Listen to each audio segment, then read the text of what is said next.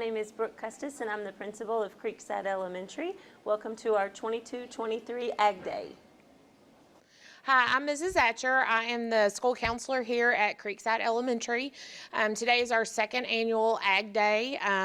Obviously, our school focus is agriculture. We're in a prime location here in Sonora. So each year we bring in presenters to help our students learn more about agriculture and the opportunities in the agriculture field. I don't do it by myself. It's a joint effort.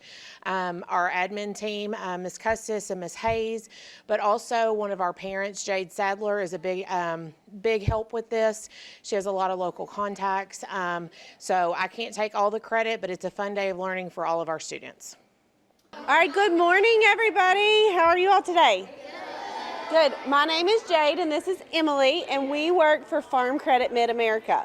So we work for a place whose mission is to secure the future of rural communities and agriculture. So that's a whole lot of words. But what we do every day is we are financial officers, so that's like a loan officer, and we help farmers in our community to purchase farmland, to purchase cattle, to purchase seed, fertilizer, and things like that to plant crops in which they grow to help produce food. And so today, your class is going to get the chance to buy a farm. So I need a volunteer to come up and help me. All right, you come here. Okay, so here's what we're going to do. Your class is going to buy a farm today, and Emily is your financial officer at Farm Credit. So you're going to start out with some money that you've saved up and you've worked to earn first. So Emily's going to give your class, we're going to give your class $500 to start, all right? So show your class your $500. You've worked hard and saved up money for a very long time so that you could have some money to buy your first farm, right? So that's the $500 you're starting with. That's money that you've earned by working, right? Okay. Okay, so now let's talk about the different farms that you have the opportunity to buy. All right, what do we see in this picture? What kind of farm is this? Cattle. All right, what kind of cattle are these? Beef cattle. Excellent. All right, do you all know what crop is growing in this field? Soybeans. Very good. And what about this field? Wheat. Impressive. All right, what about this one? Excellent. Little chicks. And last but not least, dairy cows. Very good. I'm so proud that you all knew all of those things. Okay, so the price of these farms is listed at the bottom of the paper, okay? So you all are going to take a look. I need one more volunteer. All right, come here, buddy. You come on. Okay, so here's the other thing. When we talk about different careers today, there are a lot of different careers that you can have in agriculture, from being a financial officer to being a farmer, to even working like some of these people and just educating the public and the consumers on agriculture. There's a lot of jobs, but no matter what job that you have, whether it be in agriculture or in another field, you have to learn to work together with people. You have to be able to communicate clearly. And so today, you all are going to work together to represent your class and pick which kind of farm that you all are going to buy. So I want you all to look at these farms and make the decision on what kind of farm that you're going to buy today. We don't have enough money. She said you all don't have enough money, so what are you going to do? Steal. Not going to steal. We're not going to steal. Raise it, work hard. Yes, ma'am? You can pick the money that you have, and then you can save up for some more money. All right, so she said save up. So here's what we're going to do. Emily and I, as financial officers, remember what I told you? Our job is to help farmers. So what you're going to do today is you're going to get a loan from Farm Credit, okay? So it's okay that you don't have enough money because you've saved some. So which farm would you all like to buy? All right, the beef cattle farm. Do you agree? Because remember, we got to communicate and work together. Okay, so now you have to go to your loan officer and you have to tell her what you're going to buy and how much money you need to borrow. Can you do that for me? Mm-hmm. So tell me a little bit about the farm that you're wanting to buy. Beef cattle for food. It's a beef cattle farm, and you're going to raise the beef cattle for food, right? Okay. So how much is that farm going to cost you? $600. $600. Okay. And how much money have you worked really hard for and saved up for all your life? $500. $500. So if the farm costs $600 and you have $500 already saved up, how much money do you need to borrow from me? $100. $100. What are you going to put on that farm? Beef cattle? So do you have enough money to buy beef cattle also? Do you need to borrow some money to buy your beef cattle? Maybe so? Yeah? Okay. Well, I can go ahead and loan you a little bit more money so you'll have some beef cattle, okay, to go on that farm. Okay. So you need $100, and then I'm going to give you maybe another $100 so you can buy your beef cattle, okay? All right. So there's 100. Let me go ahead and give you $300, okay? 200, and then there's 10, 20, 30, 40, 50, 60, 70, 80, 90, and $300, okay? All So right. now you have your money to go buy your farm and buy your beef cows. All right, so class, you had 500 and Emily at Farm Credit just loaned you 300. So how much money in total do you have now? $800. Very good. Okay, so now you're going to come to me and you're going to buy your cows, buy your farm. Okay, so can you pay me $600?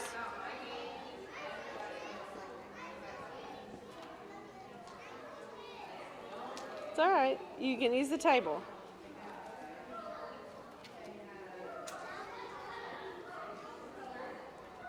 Just 600 is all I need. That's 700. That's all right. You can keep the other. All right, so you all have now paid $600. So Miss Copeland's class now own farmland, and you have beef cattle. Okay, so what are some things, where are some places that you might sell your beef cows so that you could make money? Yes, sir. McDonald's. So a lot of things that happen with our beef cattle is that they are sold to be harvested and processed to turn into hamburger and steaks and different things like that. And so from McDonald's to restaurants to straight in your family's homes, those are places that you can do that. Here in close to Sonora, we have the stockyards in Upton, so you might sell your cattle to the stockyards. So now that you all have bought your farm, you have borrowed money from Emily. Do you think that Emily's going to let you borrow that money for free? No. No. Give me the money back. So when you get a loan, you have to pay something called interest, and that is just the cost of borrowing money, okay? So for every $100 that you borrowed from Emily, you're going to have to pay her an extra $10 back, okay? You know how much money you're going to have to pay me back? 310. Oh, but you... 130. 30. All right, so $330 is what you're going to have to pay back. So now we're going to pretend that you all have raised your cows. So you all are going to learn about beef cattle today at one of your other stations. And so you all will probably talk about beef cattle and maybe how long it takes to have a baby and sell that baby. So it's going to take you all probably about a year, just shy of a year, if these cows were already ready to have babies, to be able to sell those. So we're going to pretend that I work at the stockyards now for a minute. And here you go, sir. Thank you for selling me your calves. You all had a great calf crop. You must have taken excellent care of them. Did you take good care of your cows? Excellent. Did you provide them a good, nutritious meal each day? With hay and grass and corn? Yeah? It's so important that our farmers take good care of their livestock. All right, so now I have paid you for the cattle that you sold me, and it's time to do what? It's time to go back to Farm Credit and pay your financial officer for the money that you borrowed. Need 2 more hundred. So how much money do you have to pay Farm Credit back? Okay, 30. No. $330. There it is. Very good. Congratulations, you guys bought your farm, you paid for it. You also bought your beef cattle and you paid for them. Very good. Very good. So do you all understand as you get older that a job that you can have in agriculture is also in finance? So you can work at a financial institution to help give money to people who need it. One of the things that's very important is when you all went to visit Emily, she's probably going to ask you a question. She's going to say, do you have a business plan? And so anytime that you're looking to borrow money, you have to think one step ahead and make sure you know how you're going to pay that back. So as a financial officer, that's very important to us, is that you know how you're going to pay that money back. Because we don't want to loan you money that you can't pay back, because that's not good for you or your lender. Does that make sense? All right. What might be on a business plan? What might you have to come up with? Can you tell me? Yes, ma'am. What day What you're day going you're gonna to give it pay back? the money back? Absolutely. Sure. You got to know when. Yeah, how long you need that loan, right? Yes, okay. sir. When can we give it to you? Yeah. Yes, that's right. That's Yes, right. sir. Good morning, Ms. Vance's class. Good morning. That's better. So, what did you have for breakfast this morning? Yeah. What'd you have? Lucky Charms. What did you have this morning? What? Cereal? What'd you have? Donuts. You gotta speak loud. I can't hear you. What'd you have? Bacon and eggs at my house. And there's my buddy for the day. So, he started his day with an egg, right? Who else starts their day sometimes with an egg? Sometimes. Yeah? I did every day. Every day? What kind of egg do you like the best? How do you like your eggs? Scrambled? With ketchup. I'll have to try that. I like the eggs with the yellow yolk in it. There you go. Eggs with the yellow yolk Cut half in half. Do you like your eggs runny or not? Okay, raise your hand if you like your eggs runny. There you go. Raise your hand if you don't like your eggs runny. That's me. I don't like my eggs runny either. So we know there's lots of ways to cook an egg, right? There's lots of ways to use an egg, right? Right. So what's your favorite thing to use an egg for besides eating it for breakfast? What do you think? Experiment? What kind of experiments do you do?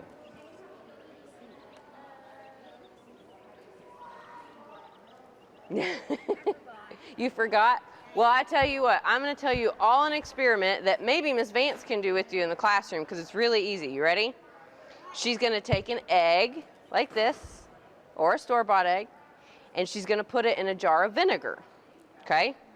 So, let's see. I think I've got a jar around here somewhere. Nope. Well, you can use that kind of jar. But you can use this kind of jar, or you can use a regular jar. And you're going to take the egg, and you're going to put it in a jar of vinegar. What do you think's going to happen when we put that egg in a jar of vinegar? What do you think? It's going to lose its shell. So it's going to be like that. So when you leave that egg inside of vinegar for, let's say, a week, just to be safe, the egg is going to get soft. So this hard shell that you're used to when you break it, it's going to be soft and rubbery like a ball. So that's a cool experiment that you all can try, okay?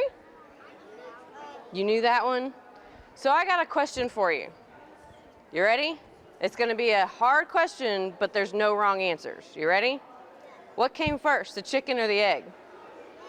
Raise your hand if you think it's the chicken. Raise your hand if you think it's the chicken. Raise your hand if you think it was the egg. All right. You know the best part about that? I don't know if you're right or wrong, because nobody does. So you're all right today. All right, so we know from an egg we eat them, right? What else can we do with an egg? What else comes out of an egg? The hint is here. What is it?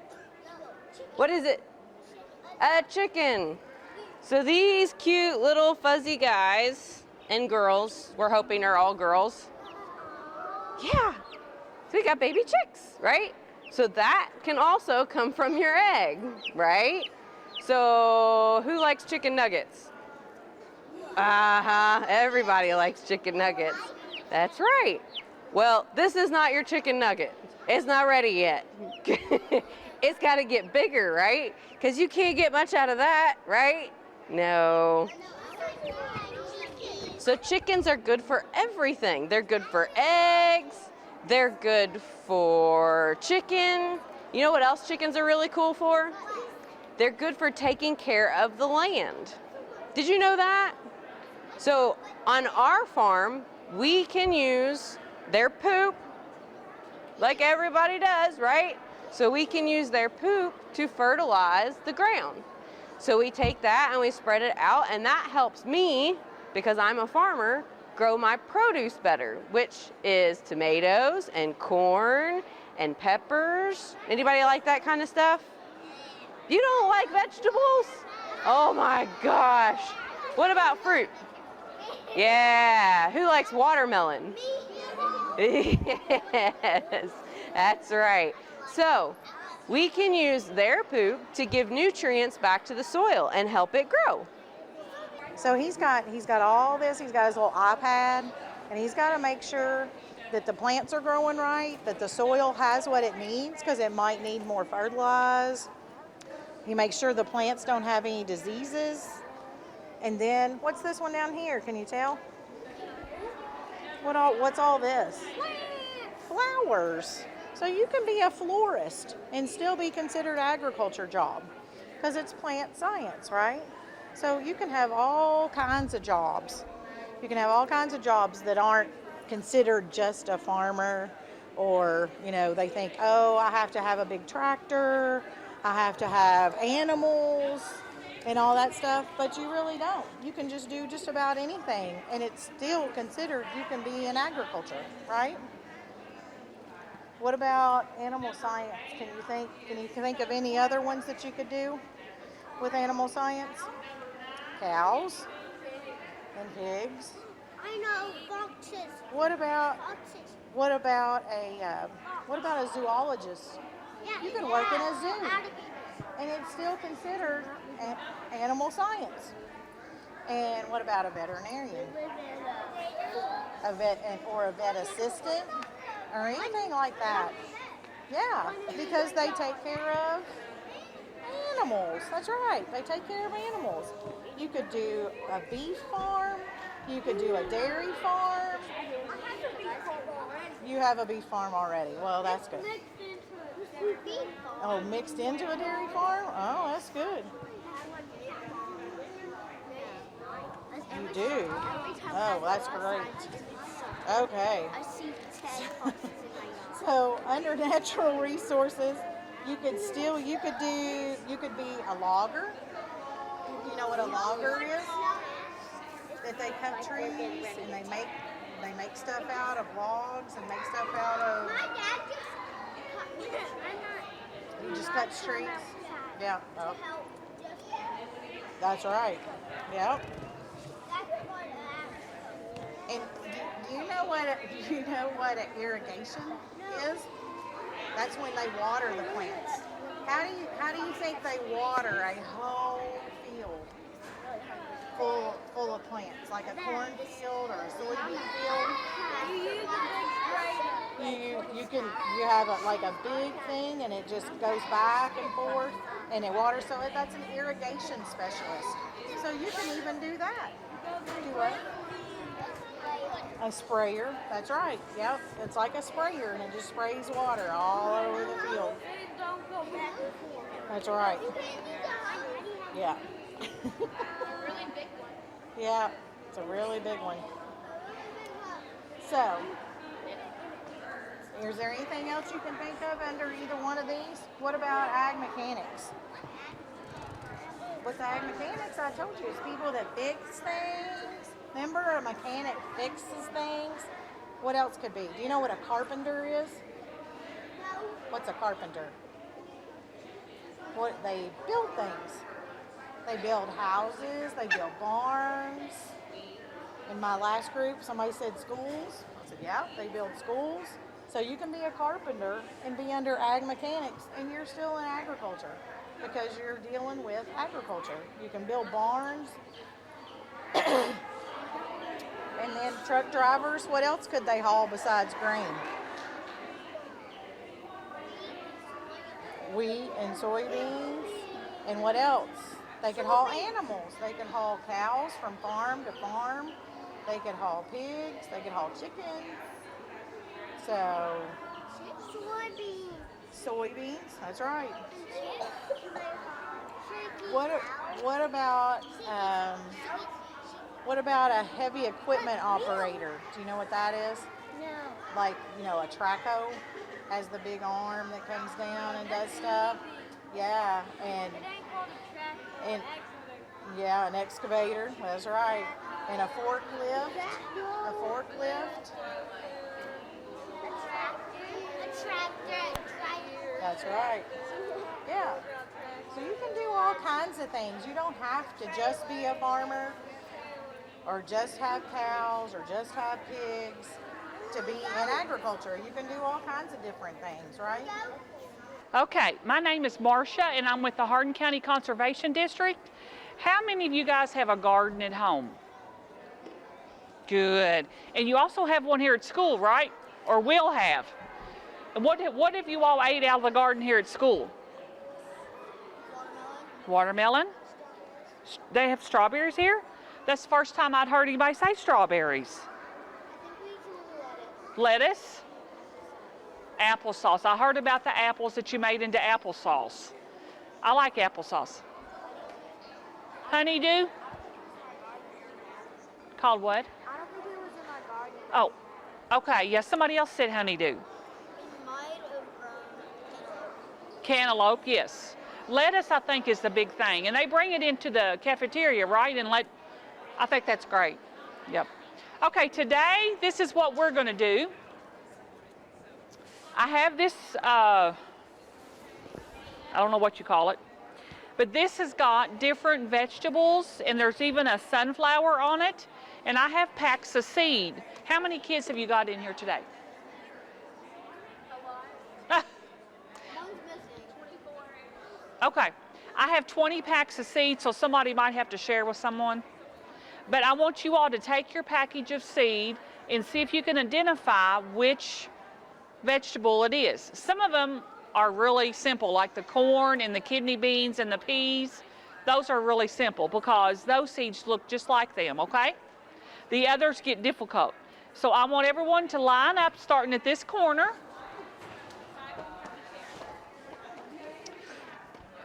And whenever you get done, and here at the end is some peppermint, if anybody would like a piece of peppermint. Okay.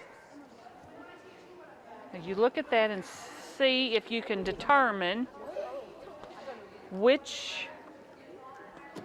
Good job. I don't know if that's right or not. It's either watermelon or sunflower. Some of them look alike. Okay, now that's a little seed. That would be. It looks like sunflower. No. Sunflower's a way different. They look a lot like watermelon, but that's watermelon. This would be either celery or cabbage. I'll let you choose. Celery? Look at the. Is that why you switched? Yeah. I don't know what that is. What that is. It is either onion or broccoli, I think. And I've done this several times and I still can't get them straight. Onion or broccoli, whichever you choose.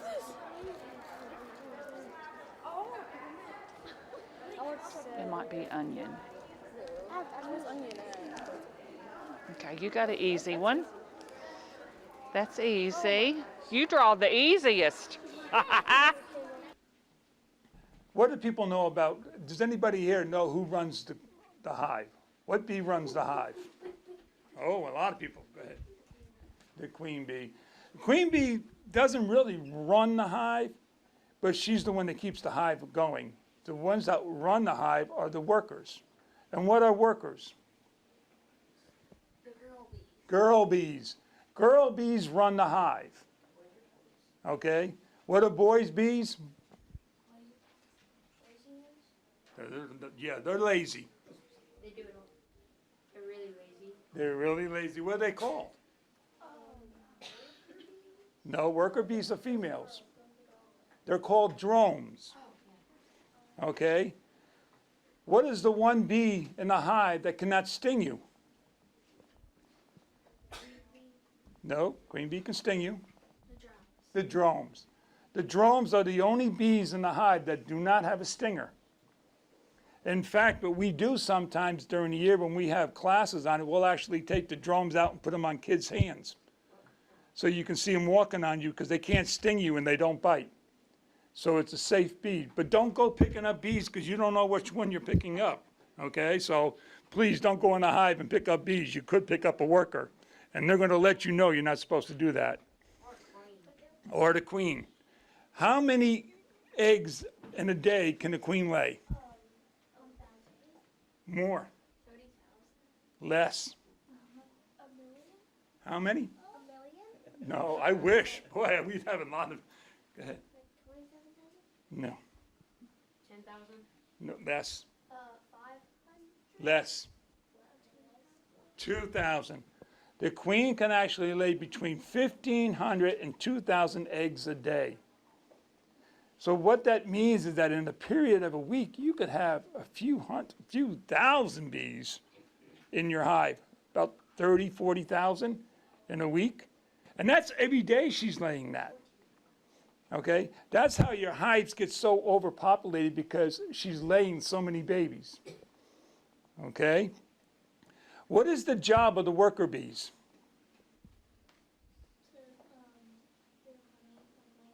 To make honey,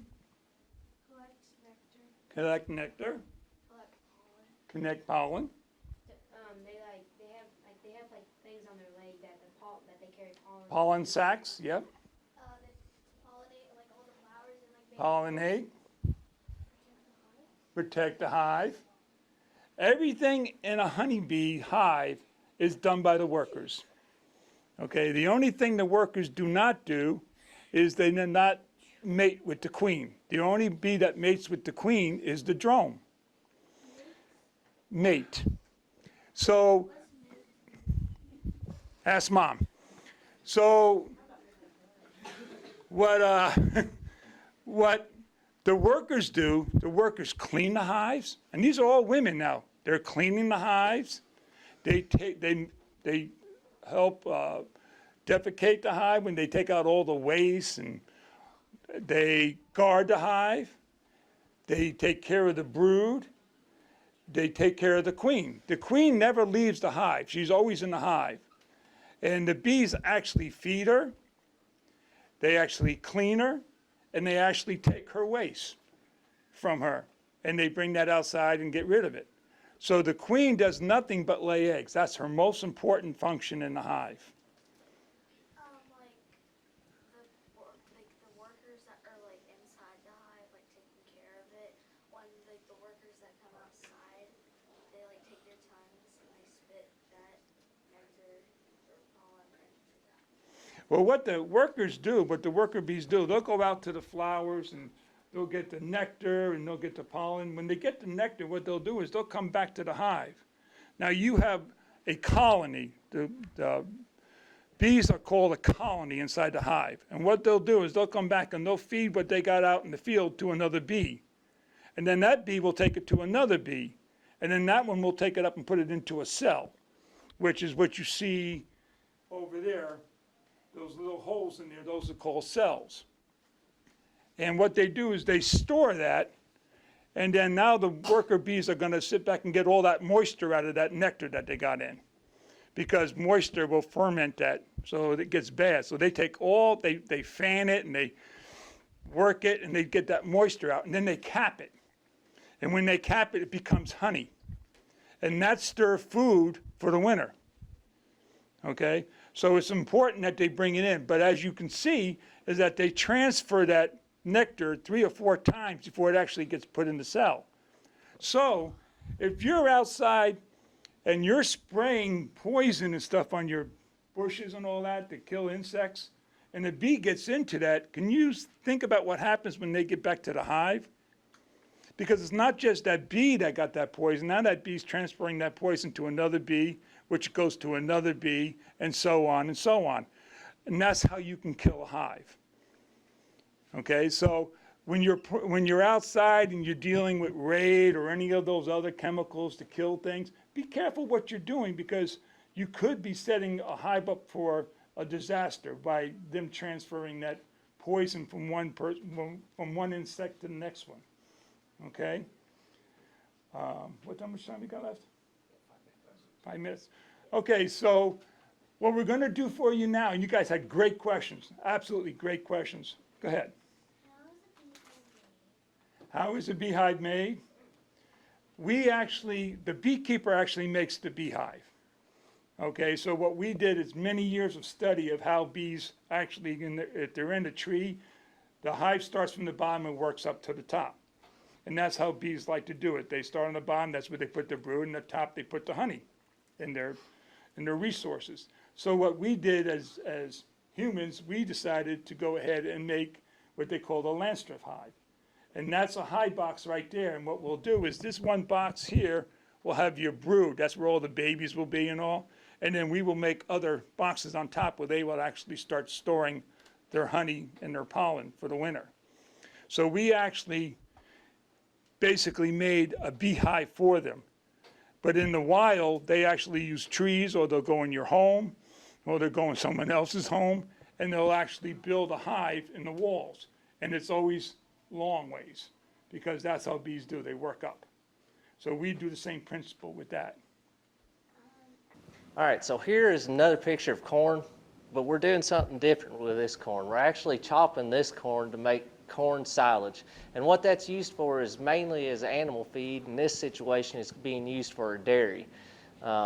It makes very good feed. Instead of just taking it to grain, they can get more out of it then. So that'll be put into a silo to actually ferment and make your silage feed. In this picture here, they're harvesting corn grain. So that's the same as what we were just looking at. Just after it has died down, we're just going after the corn kernels there. This is just another picture of them harvesting corn. And here's a picture of them harvesting soybeans. In this picture, they're actually applying nitrogen. So that nitrogen is in a gas form. So it's actually being pumped into the ground to be able to be available to the plant. Okay? So if you all want to come up here, I brought some wheat plants in for you that we can look at. Everybody just gather around the table here. You look at this plant, okay? See all these different stems on it? Okay? That came from one seed. This big stem is what we call the main stem. All right? So that's what first comes up out of the ground. After it comes up out of the ground and it starts growing, it'll split off into all these other little tillers.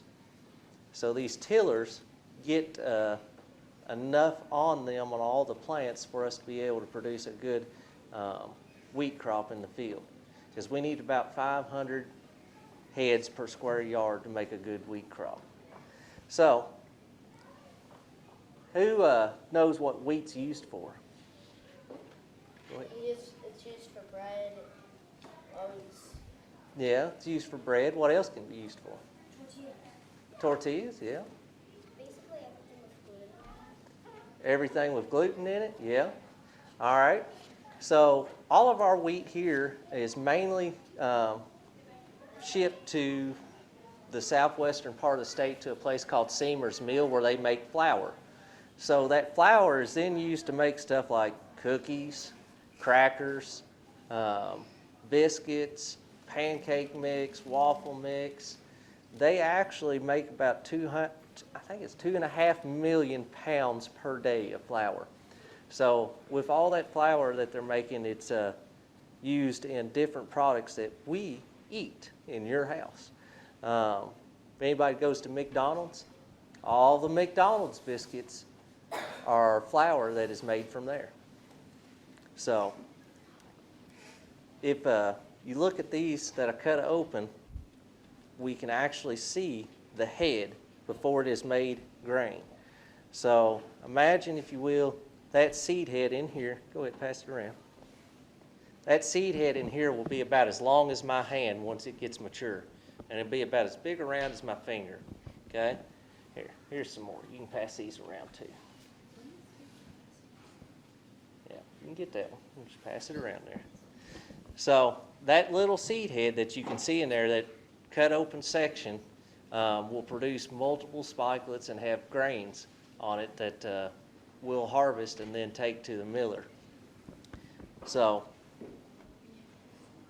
when we're doing that, we have to spray different fungicides on it to help keep the plant healthy, and we also have to spray for weeds.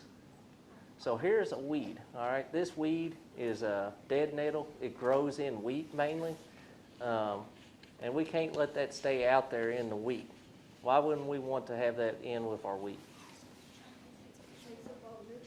It does. It'll take up the nutrients. It can actually get big enough to help.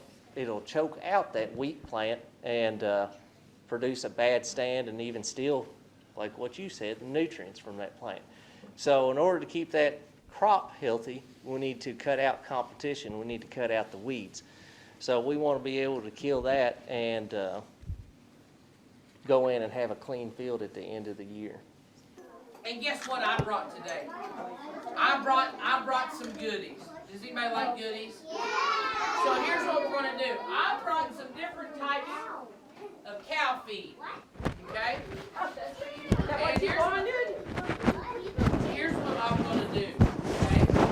I'm going to come around, and if you want to put your hand in this and feel what this feels like, you can do that. Okay? Does anybody want to do that? Okay.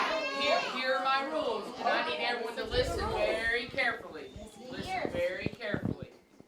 Stay in your seats. I promise everybody will get a turn, okay? Everybody will get a turn. All right? Just be patient.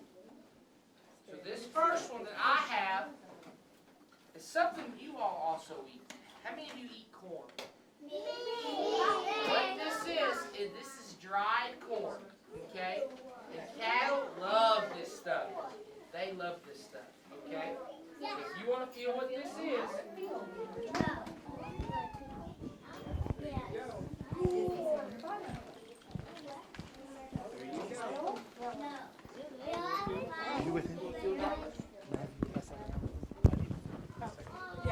so when we think about this, boys and girls, remember there's two types of cows. We have our dairy cows. Everybody say dairy cows. Dairy cows. And then we have our beef cows. Say beef cows. Beef cows. And those beef cows are the ones that give us those yummy burgers and steak and beef tacos and meatballs. You're right, big man, and meatballs. Anybody like any of those foods? If you like those foods, can I get a go beef? Go beef. All right. Hey, we have something else really cool. We brought everybody their very own pair of cow ears. Do you all think you all could be cows today and wear a pair of cow ears? You think so? You saw. Hi guys, I'm Catherine Updegraff. I'm from John Hardin, and I'm a junior, and I'm part of the Dixie Ag Safety Team, okay? My name is Braden Hall. I'm a senior at John Hardin, and I'm part of the Ag Safety Team. I'm Dale Dobson. I travel Kentucky and teach farm safety and farm rescue, and today y'all got something special. I get the pleasure of watching these young FFA students from John Hardin who are out here working with us as part of the Dixie Ag Safety Team, learning to do what I travel and do. I'm getting older and ready to retire, and they're learning what we're doing so they can continue the safety program on. My name's Garrett Hamilton. I'm with Kentucky Department of Agriculture, do a little farm safety on the side, and here to enjoy today with you all. So every day, I bet you guys don't know this, but every single day you make a life or death decision, right? Well, who all here rode in a car here today to school? Or has ever rode in a car before? Everybody should raise their hand. I'm sure everyone's ridden in a car before, right? Yeah, or the bus, yeah. So when you get in a car, what's the first thing you do every single time? What is it? The first thing you do in a car when you get in a car, you put on a seatbelt? Yep, you put on your seatbelt. So that is a life or death decision, right? Because if you decide not to and you get into a wreck, you could get hurt really badly, right? Right. Yep, you could. But if you wear your seatbelt, you're much, much safer, right? Yes, it will do this. Mm-hmm. So what about when you ride on a bike? What is one thing that you do every single time? Put a helmet on. Put a helmet on, right? So that prevents you from getting very, very hurt, right? So the same thing happens when you're using machinery, right? So this is our tractor, and this is our friend Lil Bubba, right? He's going to ride on his tractor. So look, he put on his seatbelt, and he's ready to take off, right? He doesn't have to do anything else. What? He needs his helmet, right? But look, Let's see what happens when he's just driving along with only his seatbelt on, right? So he's driving along, and all of a sudden his tractor flips. But look what happens. He got hurt really badly, didn't he? Yeah, he got hurt real bad. So what did we save him? He's going to be hurt, right? So what's something else that we think that might help him with safety? So you Yes. said, oh, Sorry. no, you're good. What's up? You might have to have a parent beside him Right. in case he falls. Yes, and then Right. you said an helmet, right? So with tractors, there's something that's better than a helmet. And so what do you think this thing's called right here? A bar, okay. It's called a row bar. So Catherine's going to tell you what this row bar does. So when you're on a tractor, you pull the row bar up and put it in place. But look, and what do you think this row bar is going to do? Keep it from falling over all the way. Right. Keep him from flipping all the way over. Yes. What's another thing? My pappy has one of those. Uh-huh. And I was with him and I was riding on it. You have to be careful because it's really bumpy and you can hit your head on it. Right. But what about? Will it protect the back of his head? Right. It's going to protect his head and neck for, look, watch what happens. If he's driving along and he flips his tractor yet again. What did it do? Yeah, it saved him. It protected him from falling all the way over. But he can't reach the brakes. Yeah, he can't. So what color is the row bar right now? Red. So not all row bars are going to be red, but maybe you could think about it like this. What else is red and that we look at every day that we do to stop? Stop sign. Stop sign. So when we see the color red, what does that mean? Stop. So what is this doing? It's stopping him from hurting his head. So when you think of that row bar, you're going to be like, okay, I know what that is because it stopped from hurting his head. So what we're going to do is we're going to do a little activity, a game. Are you all excited? Yeah. So Catherine here is going to put up the row bar, but we are going to see how fast she is. So you and me are going to count and see how fast. So we're going to go 1 Mississippi, 2 Mississippi, there 4. Okay, are you all ready? Yeah. All right, are you ready? Mm-hmm. All right. 1 Mississippi, 2 Mississippi, 3 Mississippi, 4 Mississippi, 5 Mississippi, 6 Mississippi. So 6 seconds is all it took for little Bubba to save his life. Yes. 5? Oh, she's Even getting better. faster on me. That's Even better. though. So 5 seconds it took for little Bubba to have that row bar up and save his life. Yep. Little Bubba. And so look, just by doing that simple task of putting on his seatbelt and putting up his row bar, he saved his life, right? So that's what you should do every single time. And who was in charge in this situation? Who was in charge of making sure both of those things happened? Bubba, right? So for any time you have to do that, so when you're in your car putting on your seatbelt, who's in charge of you doing that? You are. So you are. When you all come out today, this is what you're going to say. So who's in charge of yourself? I am. I am. So who's in charge of your safety? I am. Okay. When he got started, my grandpa started it a long, long time ago. And he started with one truck, and he helped farmers by hauling milk. So he had a dairy, and he would haul milk from the dairy to different places to be distributed back into stores so we can have milk in our homes. Who likes milk? Right? So it's important to get the milk from the dairies to the places to be fixed and bottled up to get to the stores. We got to have trucks to transport it. So my papa did that. He had a dairy farm, and then he also helped other farmers around here get their milk delivered where it needed to go. And then my dad and my uncle were interested in the trucks, so my papa continued to grow the business. We sold the milk trucks, and now we have a bunch of trucks like these. We went from one truck to now, as of last week, we have 31 trucks. Yeah, and we're really busy. There's a lot going on, and there's a lot of different ways besides milk now that we can help farmers. We don't do milk anymore, But this truck that you see here, it's got a tanker trailer behind it, and that hauls liquid fertilizer for our farmers. Did you guys see that? Have you guys been back to see the sprayer over here? So that sprayer may carry this liquid fertilizer, and that's what he puts on his fields. So in order for that farmer to get his fertilizer to the farm, this truck will bring it to a store. The farmer purchases it, and then he can put it on his fields. So what does fertilizer do? Yes. Yeah, it helps our plants grow, right? Water helps our plants. Our plants have to have water, but fertilizer helps our plants get even bigger and stronger. So we haul liquid fertilizer so our farmers can purchase it and put it on their crops so they have big, strong crops, right? Yes? What is that little, door right there? The little door? We'll get to the truck in just a little bit, okay? We'll finish up talking about the things we haul, and then we'll talk just about the truck, okay? And you guys can ask all you want about that. We haul liquid fertilizer. We also have dry fertilizer. You guys know what sand looks like? So dry fertilizer is maybe just a little bit bigger than sand, but still really small, like pebble stuff. And there's all different kinds. We have different trailers, not this one. We don't put dry fertilizer in this one. We have different trailers that haul dry fertilizer. And they also haul grain for our farmers, grain that our farmers have harvested.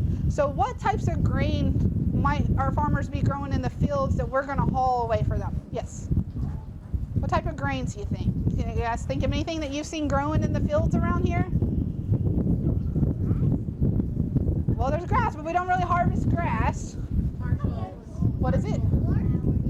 Flowers. We don't haul flowers. What you got? Corn. Corn's a big one. You guys seen corn growing in the fields? So the farmers harvest it. Some farmers have trucks, but we haul for a lot of farmers around here. We haul the grain or haul the corn to be sold, and then it gets distributed to other places to go in to making food and all kinds of stuff, okay? All righty, y'all doing all right today? All right, good deal. We're gonna get to all those questions, but first, I'm Drew, and good deal. So today we got us a tractor and a grain cart. So today our focus is on harvest. So during harvest, we got the combine running in the field, and it's harvesting our grain. It's harvesting our corn, our soybeans, wheat, whatever we're harvesting. And so we're dumping our grain on this grain cart, and we're going to haul it from the combine out in the field up to the trucks. We usually keep the trucks up by the road on the blacktop or on a driveway or something solid, because they get heavy and they can't go because they don't have this kind of traction. So you have a little bit of idea what we're talking about this is going to do. Summer's got a little video to show you that the combine is dumping on the combine's dumping on the grain cart. So in the fall we're really busy, and we're fighting rain and everything else, so we want to be as efficient as possible, and so we try to keep the combine moving. So as you see, the combine's harvesting the corn, and as it's harvesting the corn, it's dumping it on the truck. It's not dumping it on the truck, it's dumping it on the grain cart.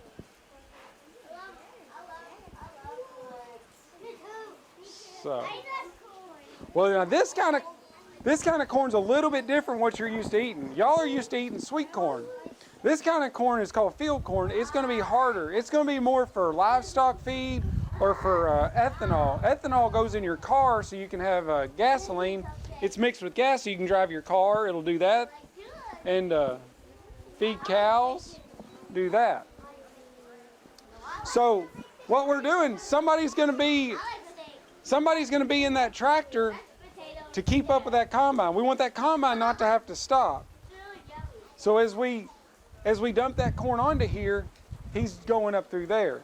This grain cart, it's a little bit bigger. It's a 1,300, so that means it'll hold 1,300 bushels. So a bushel of corn is 56 pounds. So if you've got 1,300 of those, that's a lot of weight. And so we don't want to mess our fields up with our big equipment. So what this has is tracks. So instead of having wheels and tires on this grain cart, it's big enough they put tracks on it to help spread that weight out. So you can see if you had a lot of weight and it's on those tires, that weight's only right there on those tires. But on that track, look how much more surface area we got to hold all that weight. So it helps it not mess up our fields near as badly. So once we get it loaded, we'll pull it back up there to the semi, and then this big green tube, it's going to fold over, and there's a big auger in there.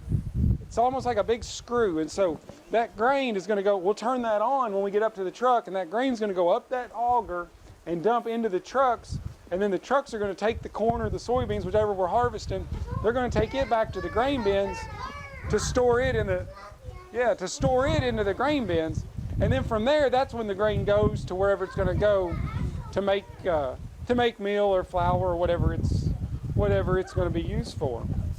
It's very high in protein, and so for us, we need protein to grow and be healthy, right? Yes. We need protein to grow and be healthy. Yes. Okay. Well, this doesn't have much flavor, so as humans, we don't like to eat it as much, but our animals do. Okay, and so if you've seen any animals today, or maybe later today, they're going to talk about how they might be feeding them soybeans. Okay, because it is very high in protein, and that's why I have my squishy animals up here, because our cows, our pigs, and our chickens are our farmers' #1 customers, because they eat so much soybean meal. Now, guys and gals, out of all of these animals, so out of all the cows and all the pigs and all the chickens, which animal do you think eats the most? So here's what we're going to do. Are you ready? Put your hands down. Raise your hand. Now, ladies and gentlemen, you only vote once. Okay, only vote once. How many of you all think the cow eats the most? Cows eat a lot, right? How many think the pigs eat the most? Okay, that's a lot. All right, how many of you all think the chickens eat the most? Yeah, I think some of you all voted more than once. But the chickens actually eat the most. What? Okay, out of the whole state. So they're little and mighty, okay? So they are actually our farmers' #1 customer. Now the cool thing about this time of year, and we're getting back to the farm, is it's time to start planting, right? When the sun comes out and dries things out, this is what a planter looks like. Okay, pretend. Okay, but this is what it looks like. And they're going to take those seeds and they would fill up these seed boxes here at the top. And then it's going to be pulled by a tractor up and down those fields. Now this planter can plant 16 rows at one time. So if you were going to plant a garden or a crop of some kind, how many rows can you plant at a time? 1. If you're doing it on your own, it's just 1, right? So we are fortunate that we've got cool equipment and technology that allows us to do that. Okay, so we can actually do stuff more efficiently. Now, when you all are in 1st grade, right? Yeah. So those soybeans that are planted while you're here in 1st grade, okay, they're going to grow all season, they're going to grow all summer long, and when you all come back in 3rd grade, they're going to be ready to be harvested. Okay? And this is called a combine. Now this combine is what we're going to use to actually get our soybeans out of the field. Okay? And as it turns, it's going to turn and it's going to bring in the plants, and it separates the seeds from the pod. Remember they grow inside those pods? And it's going to shoot the pod shell part out the back and the stems out the back, but it's going to keep the seeds at the top. Now as it gets full, you're going to open this arm out. See that big old arm? Okay, and it's going to dump seeds into a wagon like this being pulled by a tractor, or it's going to be dropped right into a semi-truck like you all saw earlier. And so that is how we're able to get our soybeans off the farm and into all the cool stuff for you and for me and for our animals. So inside, when you all see these big semi-trucks, I don't know if they told you earlier or not, but for soybeans, they can hold about 1,000 bushels. Okay? Now 1 bushel is equal to 60 pounds. So they're able to hold a whole lot. And your farmers here in Hardin County, they did an awesome job.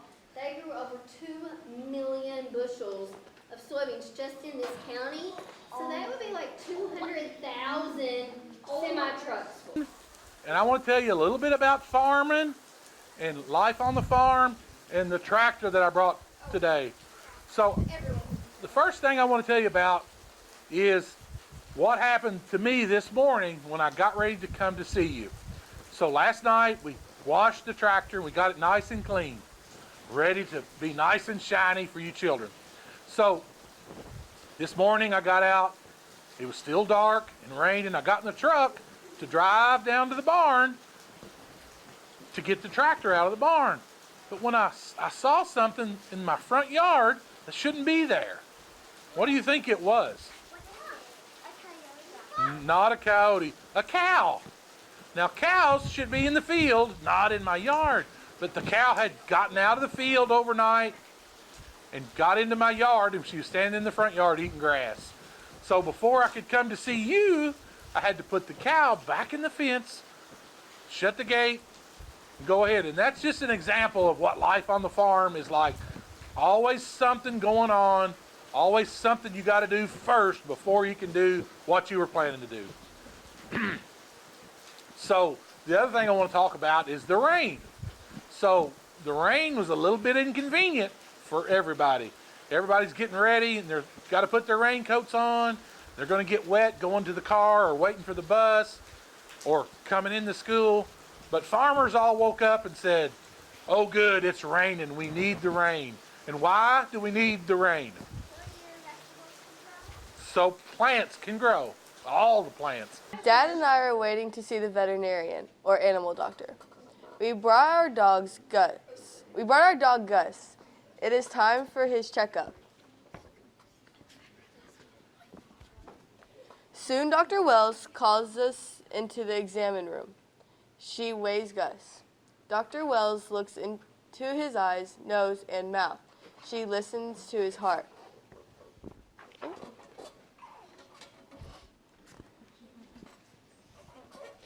Gus is one healthy dog, Dr. Wells says.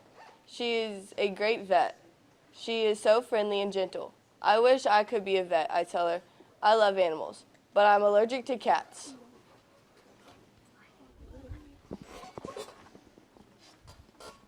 Dr. Wells smiles.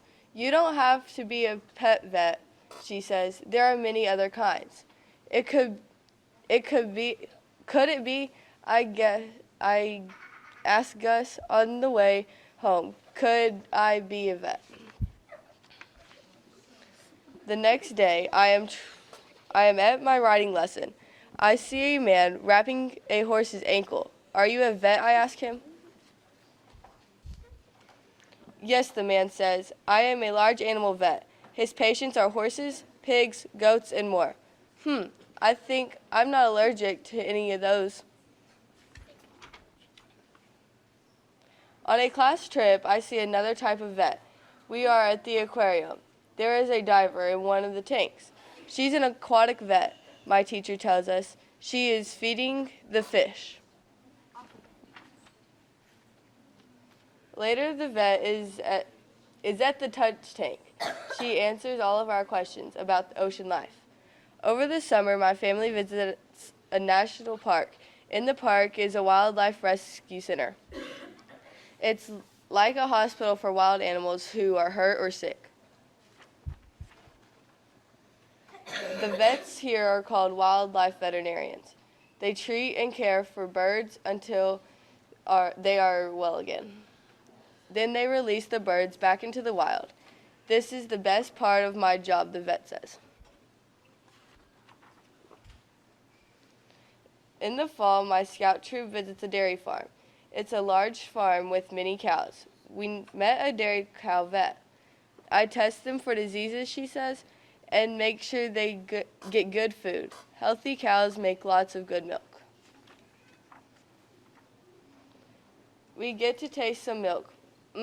These cows must be very healthy. I learned so much about vets.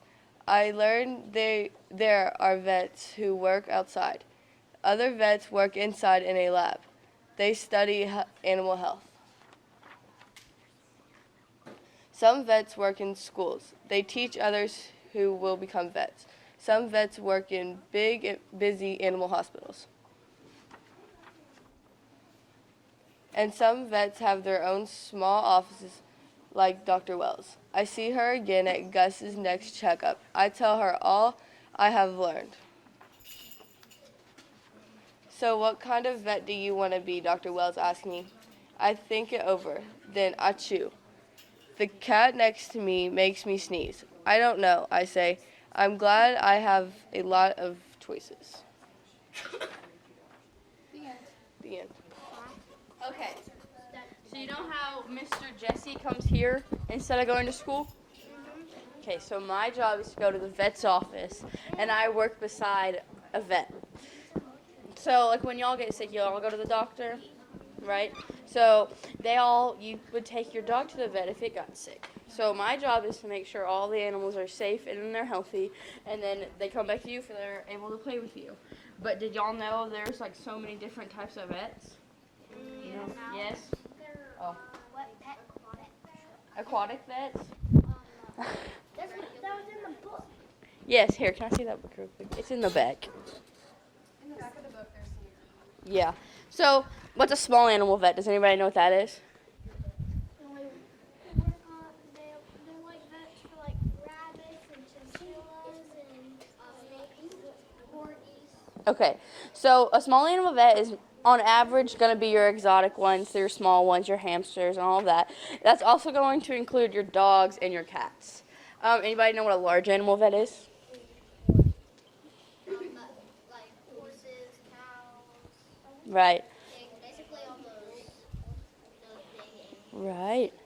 What category does a snake go in? A snake, we don't have it on this list, but there is a such thing that they specialize in reptiles, and those are exotic veterinarians. Every now and then, a small animal will do an exotic one, but they don't specialize in it like other people's do. What vet would the fish go? That would be your aquatic veterinarian. They take care of all the fish and other animals that live in the water. Anybody know what a veterinarian who studies animal science and animal health is? They stay in a lab. It's called a laboratory vet. You know what a microscope is? So they would look under it and look at it, all the different things that they can see, and they study how to make animals healthier. Did you have a good lunch? Yes. Do you think that you needed agriculture to have your lunch? Yes. No. So today is Ag Day. Why do you think we are celebrating Ag Day?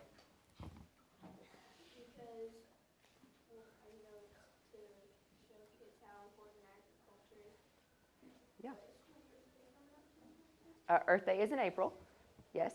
But this is Ag Day, which is exactly right, to show how important agriculture is. So we think about agriculture, we think about our food, we think about our clothes, different things like that.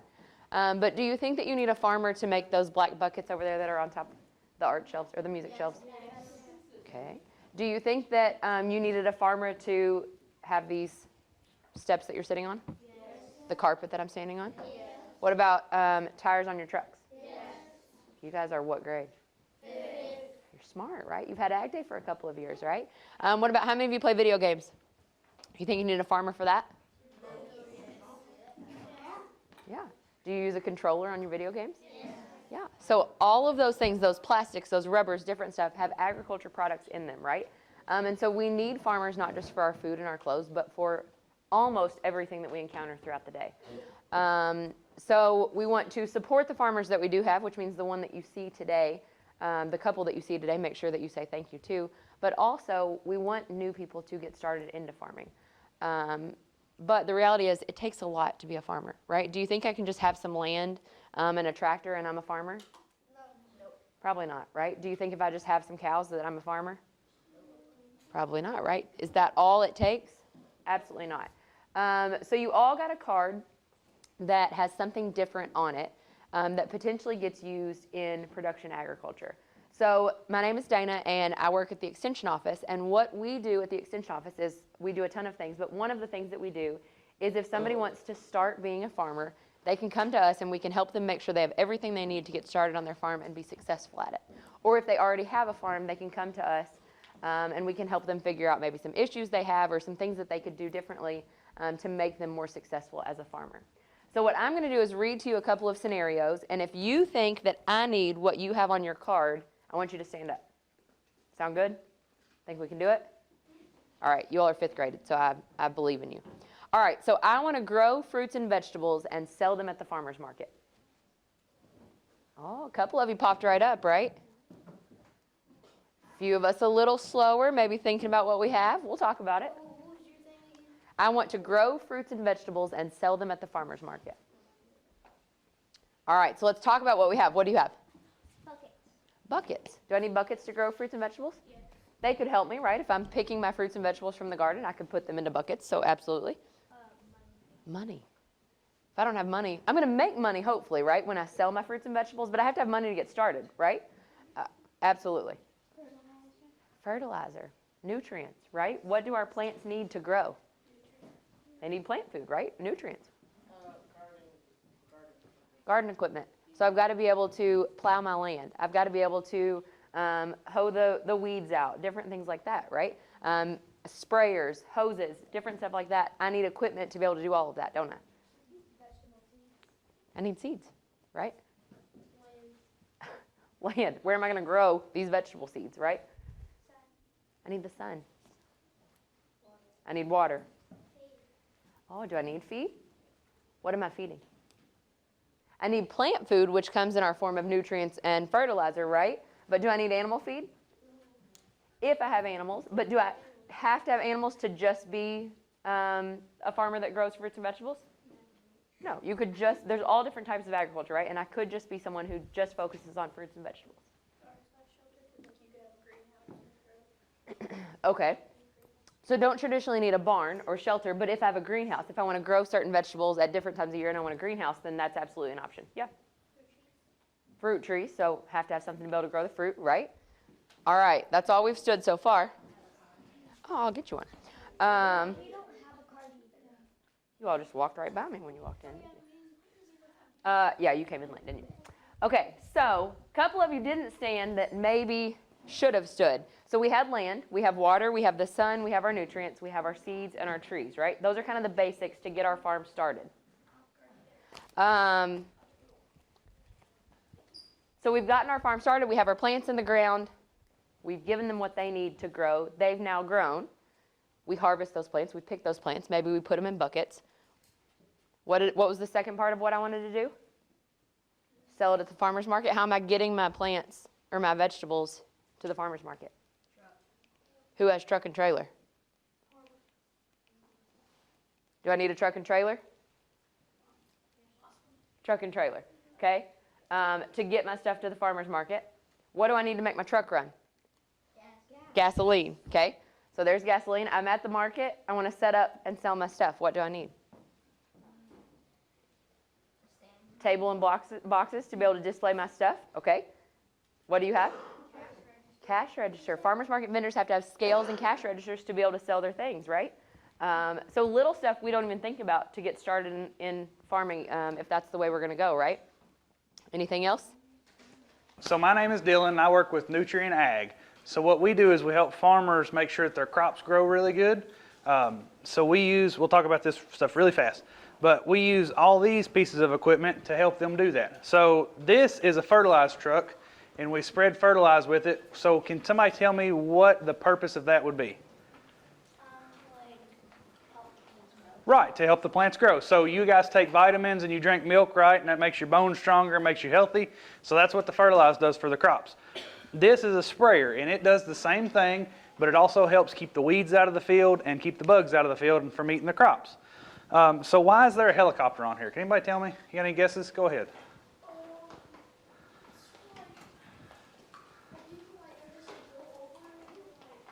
Right? Yeah, exactly. So we use those in the summertime when the corn gets too big that these machines here can't get over it. We use the helicopter, right? So perfect answer, perfect ansor.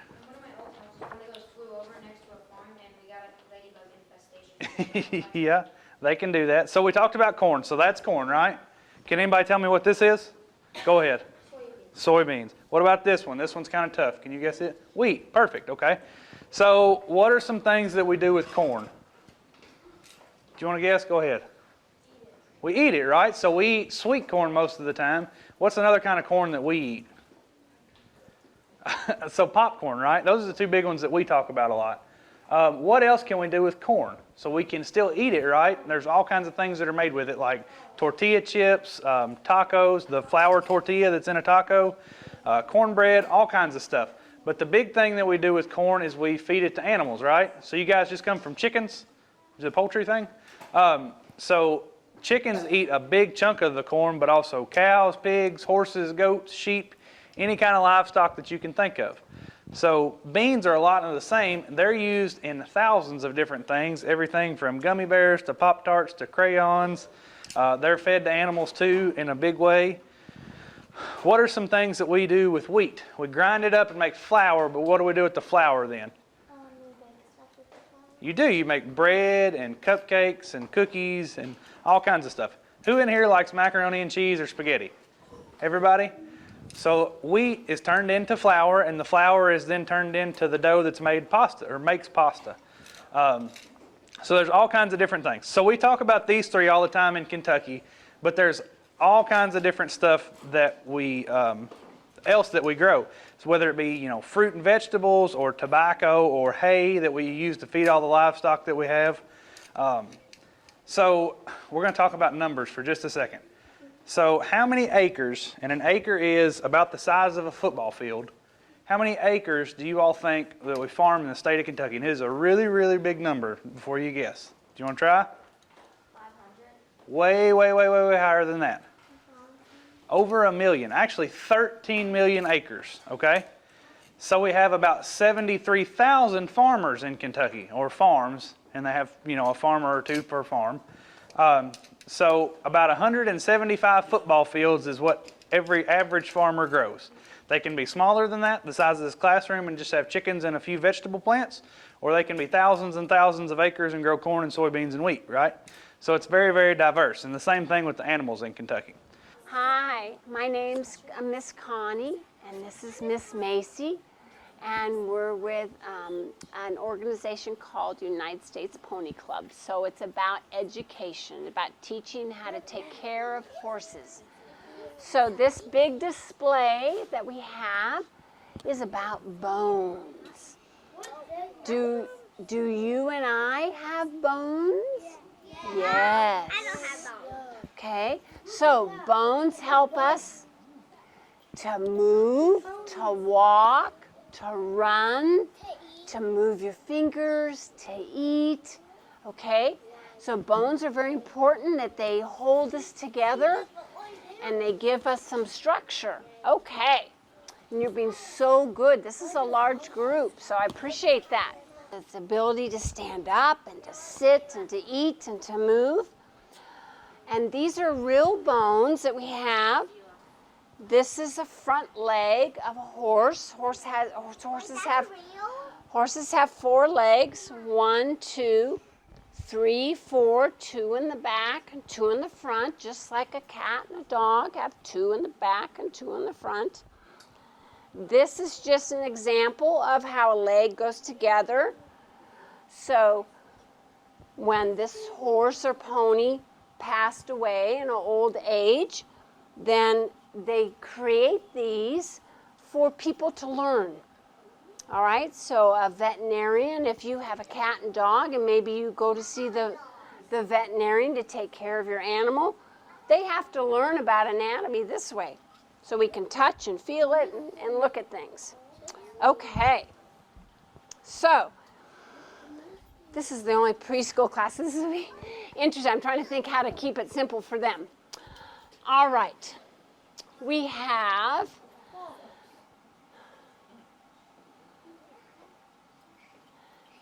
maybe you dig for a bone. I think so. I think we'll do that differently. I think so. I'm trying to reel it in here. All right, so Miss Macy is going to be the one to dig for us, okay? And then she's going to show it, and then we're going to try to figure out what it is, okay? And these are real bones that she's going to grab out of the box. All right, Miss Macy. Oh. Or arrows, you thought? Oh, antlers. Well, that's actually a good answer. Okay. At your bubble, please. Okay. Look at the picture. Let's look at the picture. All right. So they come in pairs, which means two. That's why she has two. And they're the ribs. Good job. They're the ribs. Okay. Put your hands, without talking, put your hands right here. Take a big breath. And do you feel your rib bones? You can feel your ribs. Yeah. Okay. And inside, your ribs are protecting your heart. Right? Yeah, that's part of your rib bone. Just like the horse has. Yeah. Okay. We appreciate all of our presenters taking time out of their busy schedule to come to our Ag Day. Some of them are local, some of them travel far away, but our students are excited to see them each year. So we want to say thank you and hope everyone had a fun day of learning.